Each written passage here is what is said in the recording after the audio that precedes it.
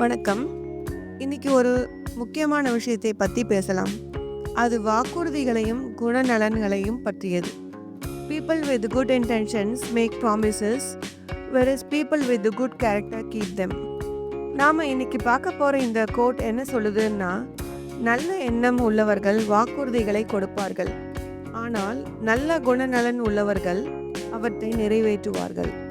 இது ரொம்ப ஆழமான உண்மைங்க. நம்ம எல்லாருமே ஒருத்தர்கிட்ட ஒரு வாக்குறுதி கொடுப்போம். நான் இதை செய்கிறேன், உங்களுக்கு நான் உதவி பண்ணுறேன், அப்போ உங்களை பார்க்குறேன் அப்படின்னு எல்லாமே சொல்லுவோம். அந்த சமயத்தில் நம்ம மனசில் ஒரு நல்ல எண்ணம் தான் கண்டிப்பாகவே இருக்கும். உண்மையாகவே அதை செய்யணும்னு தான் நம்ம நினைப்போம். ஆனால் வெறும் நல்ல எண்ணம் மட்டும் பத்தாதுங்க. அந்த வாக்குறுதியை நாம் கடைசி வரைக்கும் காப்பாற்றுறோமாங்கிறது தான் முக்கியம். இங்கே தான் குட் கேரக்டருங்கிறது வருது. அதாவது நல்ல குணநலன்.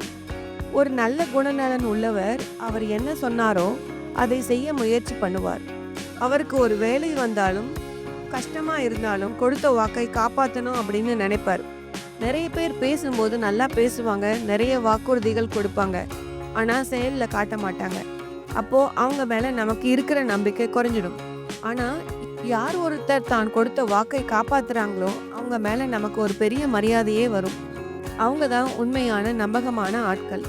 ஸோ நீங்கள் ஒரு வாக்குறுதி கொடுக்கும்போது அதை நல்ல எண்ணத்தோட மட்டும் கொடுக்காம அதை கண்டிப்பாக காப்பாற்றணுங்கிறத உறுதியோடு கொடுங்க.